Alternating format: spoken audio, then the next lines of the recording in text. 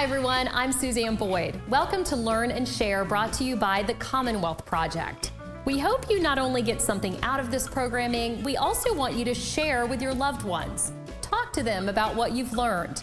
You are not dependent on the news of the world. This is your moment to control the communication in your world. Enjoy.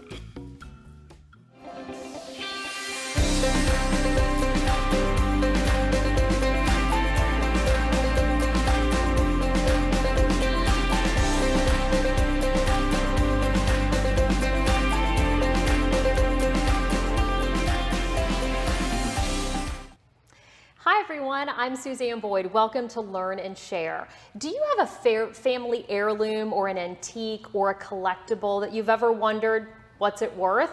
Well, this show is for you today. We are coming to you from the heart of Delray Gallery, which is in Delray Beach. It's a beautiful art gallery, and the owner, Dan Cianciotto, is joining us today. Hello. Hi, Dan. Hello. So Dan is not only the gallery owner, he is also an antiques dealer and antique specialist. So how do you become an antique specialist? Well, mine's a long story, but I'll make it short. I've been doing this about 20 years. I've always had an eye for finding things, and I would just go out to different sales and I would just be drawn to things that are collectible and have value. Dan spends a lot of time at Goodwill, thrift stores. Do you go to yard sales? Yes, yard sales, estate sales, I go to all that. Yeah, and so you say you have an eye, but can you teach someone to know whether or not something is valuable? That's pretty tough. You have to be able to recognize details and items in order to understand if it is valuable or not. And also looking at its age. Just by looking at it, I can tell age. You've said that you can tell whether or not something is valuable from across the room. I can. I'm drawn to it. Yeah. All right. So let's talk about some of the things that are not typically valuable, because I think everyone thinks, oh, I've got something valuable, right? Yes. Everybody thinks it's worth $1 million. Everyone thinks their family heirloom is worth $1 million. Yeah. But let's talk about some of the things that are not typically valuable. Anything from the 80s on? Yes, pretty much. It was all mass produced back in the 80s, especially baseball cards. They made millions of them. But yet the 1970s baseball cards, now those have some value. But like a lot of toys were mass produced in the 80s, but the 70s toys have value, the 80s don't. So obviously if there's less of it, it's more valuable. Supply and demand. Right. Kitchen items. So my grandmother's spatula is not valuable. It is not valuable unless she used to chase you around the room with it, like my mother used to do to me. Yeah, those items are not really collectible because people can't really put them on their desk. You're not going to put a spatula on the wall on one of your shelves. You know what I mean? So that's the difference. Blenders, old blenders? No. Blenders. Okay. No, they're not typically. And you say depression glass. What is depression glass? Depression glass was made like from the 30s to the 60s. It's colored glass. Pretty much every house in the country still has it. Yeah. Anyone in their 70s has it laying around somewhere. And china. Now I thought so my Lenox china that I still have up in my china cabinet and sits there through all of my meals is not valuable. No, that bone-colored Lenox china kind of looks like a beigeish off-white. Again, mass-produced, and it's just not. People are not buying that stuff. But is any china? Yeah, like Tiffany and Company or Tiffany Furnace Company made some china, Cartier. There's a bunch of different big names. Versace. Higher end, yeah, Versace, obviously Versace, right? Yes. All right, so now let's talk about things that are surprisingly valuable.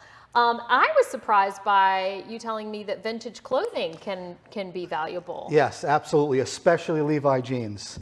Those are highly collectible. If you can find them from the 1800s, they're worth thousands of dollars. 1800s? Yes, Levi's jeans they go back. Yes, the old jeans from when the gold miners used to go around and wear those. Even if you went to a shack, an abandoned shack, and found a pair of jeans and they're all ripped up and they were from then, money. So, what are they worth? Like, what kind of price are you talking about for the 1800s? Anywhere from hundreds to thousands. I mean, I've seen some as much as I think like $20,000. Wow. Depending on the condition. Right. But you can even have the ripped up ones and they're still Absolutely, valuable. it's still valuable. All right, what about 1980s concert shirts? I think I might have some of these. Yes. But they have to be the originals. Yeah, the original concert shirts, they usually were black, typically with like a 3/4 sleeve white, Rolling Stones, Ozzy Osbourne, could have been any one of those bands from back in the day. But those are very hard to find. You can check the thrift stores, but they're really hard to find. Yeah, and a lot of replicas out there, Yes. but you need the original to be valuable. And 1950s enamel bowls. Yes. So a lot of people don't understand this, but back in the 50s, they made these enamel and metal bowls. And especially they were made by Catherine Home. They are, you can see this one is orange. It has the lotus on it. This, I picked this up in a Goodwill for like $1.99. Wow. And it's probably worth about $100? About $100 for that bowl. Depends on condition. So these were really popular, you said in the 50s? Yes. And this design is how you know? Yes. It's the Lotus design? Yeah, you can see the wear. What's the name of the designer? Catherine Home. That's the company? That's who made it, yes. That's who made it. And usually it's stamped on the bottom of it, but being it's 70 years old, it kind of fades. So it's hard to tell. I know what it looks like. Yeah, so you go looking for these. Absolutely. Yeah. I have How half often a are you dozen. at Goodwill, Dan? Usually once a day I make my rounds Yeah. to those, and then I go to estate sales on the weekends, and I'll look around there. Okay, so Dan has several collectibles here in the gallery that we wanted to talk about, the history behind them, Yes. and also what you paid for them and now what they are worth, which is pretty surprising. All right, let's start with the carnival game, the clown carnival game, right? Yes. Okay, so this is a beanbag toss. Yes. Tell me the history of this. This was made in probably the 1950s, early 50s, by a company called Game Time. They specialized in quality playground stuff and stuff for carnivals. So when they made this, this was originally a carnival game. So you would take a beanbag, take a beanbag, and you toss it into the mouth. Oh, good shot. Oh, we both missed. Let's try that again, Dan. Okay. We don't want to embarrass ourselves. Yeah. Okay, there you go. Oh, there you go. okay. And inside the mouth here, there's a little hole, and that's where the big prize is. So if you get it in the mouth, you get a small prize. If you get it in the hole in the middle, you get the big prize. How would you know if you got it in the hole? Because was it see-through on the bottom, or it would just... Yeah, I believe that there was a tube on the bottom of it that would drop down, or the carnival person would let you know that you won. Then they converted these to garbage can lids. So they cut the bottom here, Right. and they set it on a garbage pail, so people would throw their trash in the mouth of the clown. Wow. And so what year is this from? What year's? About 1950, 50 to 55, yeah. And how much did you pay for this? This I paid $300. $300. Where'd you get this? I actually bought this off of eBay. Oh, okay. I did. You can find good deals on eBay sometimes. Are you because trolling eBay as well? I do. Yeah. But they have this thing called buy it now or best offer. So if somebody has something on there for $1,000, I offer them $300. They accept the offer. So you paid $300. How much is it worth? About $1,500. Wow. Okay. 12 to 15. 12 to 12 to 1500. yeah. Okay, so that's a good return on your investment. It is. But these things you aren't looking to unload. You are going to be keeping, right? These are Yes. collectibles that you have a special place in your heart. Yes. Right? That's the stuff I like to have around the house. Yeah. Or the gallery. Or the gallery. Okay, let's move on to the Bausch & Lomb microscope. Do you want to pick that up, Yes. Dan? Now, I would think just because it's got the name Bausch & Lomb that it's valuable, right? Yes, semi. I mean, again, this is nice to put on a shelf. So anyone, a collector of collectibles, Let me get you a shelf. likes to have this stuff on their shelf. It's nice to look at. It's got the gold, it's black. This is probably around 1915, roughly, as a time period, Bausch & Lomb. Now, I don't know if you know the story, but Bausch, he had this idea to come up with these microscopes back in the 1850s. And so he needed some money. So he went to Lomb and borrowed $60 from him and said, if I make it, you're my partner. So he loaned him the money. I And didn't so know that. now Bausch & Lomb has been Huge. around for 100 years or whatever. Yeah. I think with of the plus. them as like contacts and. Yeah, they went into everything with optical and, Yeah. and microscopic. And So you paid, you said $10 for this. Now, $10, where yes. did you find this? this was at a You said a church. auction, right? Or No, this was a church sale. like a church yard sale. Or Yes, something? yes. Every Saturday morning, there's a church in Boynton Beach that has a flea market type thing. I stopped there. I saw it, $10. I picked it up. And you said that you actually saw this without knowing at first that it was Bausch and Lomb. You saw it from across the way and knew it was Yes. immediately Yes. valuable. I could What, just tell. what makes it valuable? Well, it's collectible. It's the quality. See, if you pick this up heavy. and you feel how heavy it is, did you hold it? Yeah. Yeah. It's heavy. You can feel the quality, and it's not Yeah. this plastic junk that you get in the stores, Right. toy stores or something. It's quality. You can just feel it. Yeah. So I can see the quality from the gold and just the way it's made and all the little nameplates that are on here. If you look, there's little nameplates. Yeah, the detail. Yes. And so is that something else you need to look for, is sort of the detail? Absolutely. Usually, back in the day, they would put plates on really good quality products. All these different manufacturers, whether it's the microscope or the typewriters, they would put plates on. And so you mean the plates, by the things that are... Yeah, little things metal that- plates with that the are screwed names, on? yeah. Okay, and this works, I take it, right? It does. Yeah. Okay, well, there's nothing in there right now. Okay, so you paid $10. How much is it worth? This anywhere from 125 to 200 on the top end. Oh, okay. But you're not looking to sell. Not looking to sell. Not for sale. Make you an offer, right? Yeah. Okay, let's move on to, okay, this next one is one of my favorites, I think. I'm going to move this out of the way so we Okay. can talk about the candy store register. All right, so what is this all about? So this is National Cash Register. They were really popular back in the early 1900s. They mass-produced these registers, and they're really heavy, really high quality. They're made of brass. Some of them are nickel. And if you look close, you'll see all the ornate design in here, which That's is really beautiful. amazing. This stuff is art. So all the stuff that was made back then is art.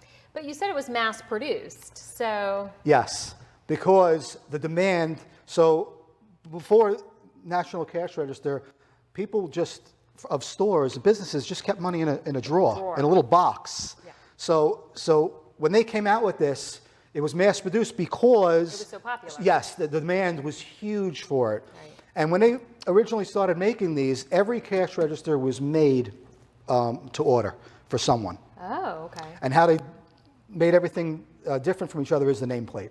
See, this is actually a replica nameplate here. Everything is original except for this because they're hard to find. And the reason this is hard to find is they would put like Suzanne Boyd. So if you had a business, Suzanne Boyd, that's what would be on here. But when you went out of business or something like that, or you changed and sold this to somebody, they didn't want Suzanne Boyd on here, so they ripped them off and threw them away. So it's very hard to find a top plate, the original top plates. Yeah. Okay. And does it still work? Absolutely, it still works. You'll see there's all different numbers here. Yeah. It goes all the way up to $1. You have That's the how you know it's a candy store register, because the highest number is $1, yes, right? or barbershop. This was also the model 313 worked in barbershops and candy stores. That was the main. So show us customer. how it works. So just hit the no sale button. Cha-ching. Oh.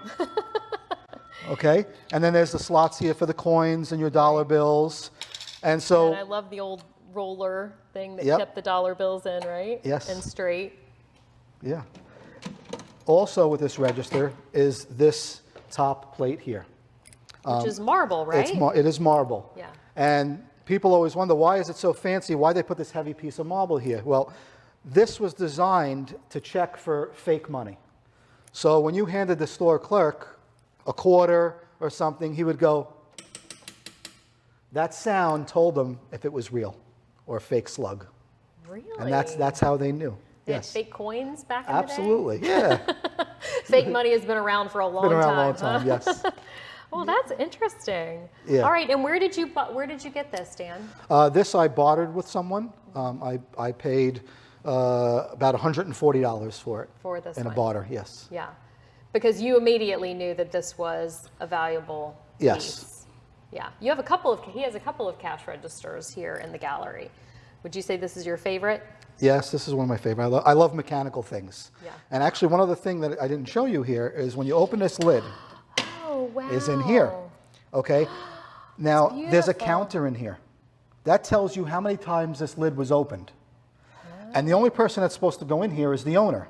So if the owner went home and his employee was at the store watching the store, he can go in the next day, he would write down the numbers before he left, the owner. And he go, why did you open up the top 5 times? Because you're only supposed to do it to check at the end of the day what your total receipts are, because it records it. Oh, yeah, it has dollars and cents, customer counter, and then no sale, which is how often the drawer was opened, I guess? Yes, exactly. And Oh, it'll, yeah. wow. So That is really the cool. owner And will what is this? That's to turn the bell on and off. Oh, okay. That's beautiful. Oops, don't break it. Okay, so you paid about $140. What do you think this is worth? That's about 600. Oh, okay. Yeah. I love it. Not for sale. Not for sale. That's a theme with Dan. Okay, so this next piece is, I had no idea what it was, but it really, you're dropping money. Let's bring in this next piece, which is called a lathe. Lathe. Yes. Okay. So what is a lathe, Dan? So this is like the #1 surprise here at the gallery. Everyone wants to know what this is. I play a guessing game with them. No one can really guess what it is. So this is a 19th century lathe, which is from, 19th century means, for some of you, that means from the 1800s. Okay. For some of you, how about for all of us? Well, yeah, well, true. I mean, some people don't know. Some people hear 19th century and think it's in the 1900s. 1900s. But it's not. Yes. It's actually the 1800s. It's always the years before, right? Yes. So this is used to actually make watch gears. So the watches back in the 1800s that had those little tiny brass gears, they have to be cut. So there would be a pulley that would go on here, around here, and around here. Looks like a tiny sewing machine, right? Yes, because it's mechanical. Yeah. Everything mechanical. And so then there's these little tiny blades. That are if you can inside see this that drawer. inside I the don't know drawer. if we can pull the drawer. Oh, Probably not. probably not. Well, let me But just we could lift try. so you can see all the little tiny blades in there in the drawer. Okay, so what are the blades for? And these blades would attach over here, and they would cut the gears, and all those little gaps that are in gears for watches, that's what it did, those little gaps. If you ever took a watch apart, then you'd see that. So, and what are these back in here? What are these pieces? Those are all for all different cutting sizes. They go, the certain cutters have these little dials that go with them in order to put them on there. So this was basically to make watches. Yes, a watchmaker or a watch repairman, he would have this on his desk. And this just has all the different, and it Yeah. just move it, you would just spin this. Right, and the pulley would Wow. go, and it would cut, and it would move the gear in the right spot. I haven't been able to use it. I don't think so. Now, when you saw did you immediately know what this was? I did. Yeah. I did. Why did you, because you've, I I've done a lot of research, and the whole thing is research. So I'm always looking things up, and I'm coming across other things. yeah. So how much did you pay for this? This, $175, I believe I paid for this. All right. and $375, excuse me. 375. What is it worth? It's worth about $1,500. But you said it's priceless, right? It is priceless, because you can't get them. So you won't be able to find these. No. Where did you find it? I got this at an auction. And they didn't know what it was. They just put it as mechanical something they wrote. But I knew what it was. Yeah. So when the auction was up and people were looking, they didn't know what it was. So they Now, just are said, these online auctions that you? This happened to be an online auction, but Yeah. but the company was local, so I was able to pick it up that night. Oh, okay. 'Cause let me get to, and this is part of the catalog, the original catalog that goes with the lathe, Yes, right? yes. So when they had these and the salesman was going around selling these, this paper was either in a book, a magazine, or he was handing them out as flyers to the watchmakers. Yeah. Wow, that's beautiful. Okay. Now we have the final piece, which is the most valuable, and I think you paid the least amount of money for, right? Yes, pretty much. Because people sometimes don't know what they have, or what they're selling. Right. Okay, so let's talk about this final piece, which is, it looks like a vase. Yes. But when you bought it, they had turned it into something else, right? It was a lamp. When I bought it, it was a lamp. So I got this in a thrift store, and they had just brought it out, and there was a lamp, ugly lampshade on it, and the wire coming out the bottom. But I immediately looked past that, and I saw that all this fine detail of these dragons. So this is a 19th century Meiji bronze vase that is... So it's Japanese. It's Japanese. And Meiji was one of the emperors? It was he was an emperor back from like 1850. He died in 1912. So that's the Meiji period, which is from when the emperor was in charge to when he died. And so how did you know that this was that? Did you have to look it up, or? I did look it up. I mean, I saw the quality. I did look it up. I just basically went to a search and I typed in Japanese dragon vase, Japanese dragon vase. But I bought it right away because I knew it had value. And you got it on sale, right? Yes, it was. They came out. It was $75, but it was half off that day. So I paid $37.50 for it. You got $37.50, and they had. So they had. Do you think they had any idea what they were getting rid of? They had no clue. You got this at Goodwill, right? Yes, I did. And so they turned it into a lamp. What is something like this actually worth? That's very expensive. That's probably $10,000 to $15,000. Wow. You will never find another. They only made one that of like this. Yeah. So they have other different sizes, but there's only one. You will not find another. Are there like any this. markings on it that can tell you the period that it's from, or that you know? Some of them do have markings. This one does not have any markings, but if you look closely at the patina and how the bronze was made, you could see all the detail. Just the fine detail tells you its age. Yeah. When they copy things and replicate things like vases, because they do try and replicate these, the detail won't be as fine. It'll be almost like it was worn away. Because when you keep copying something, you lose the original patterns. So something like this, the average person would not be able to recognize that it's a valuable piece. They would not. They might think it's cool. Yeah. And they may have paid $75 for it like I did. Right. But or $37.50. yeah, well, half, right. Yeah. So how do you know if you have something maybe that was a family heirloom, or you know, something that was handed down? How do you know if maybe you have something valuable? The best thing to do is, the internet, you just have the world at your fingertips. Yeah. The best thing to do is go online, describe the piece as best as you can in a search, and look at the pictures. Yeah. Because that's how I learned over the years, is basically doing that. I type in like this. Yeah. I wasn't sure what it was. Japanese dragons. Yes. or dragon lamp, right? Yeah, I knew it was bronze. I just know the metal. So, and do you do most of your dealing online or in person, or kind of both? Both. Yeah. I do both. I do buy and sell online, but mostly in person. Yeah. All right. Well, if you want to contact Dan to learn more about whether or not something you have is valuable, you can go where, Dan? Antiquesofdelray.com. My number's there, contact information. You can shoot me an email, and I do in-house appraisals, so I can come to you and check out your stuff as long as you have everything there for me. Yeah. Well, this is fascinating. I had no idea that all this was at the gallery, so. And then some. Very impressive, yes. All right, thank you, everyone. We hope you learned something today about what is it worth. Thank you, Dan. Thank you very much for having me. Have a great day, everyone, and we'll see you back here next time.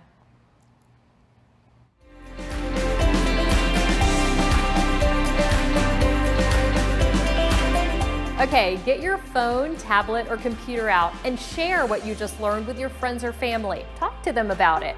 We'd also love for you to talk to us and tell us what you would like to see on this program. Is there something you've always wanted to learn? Email us at info@tcphealthcorps.com. Stay connected and continue to learn and share.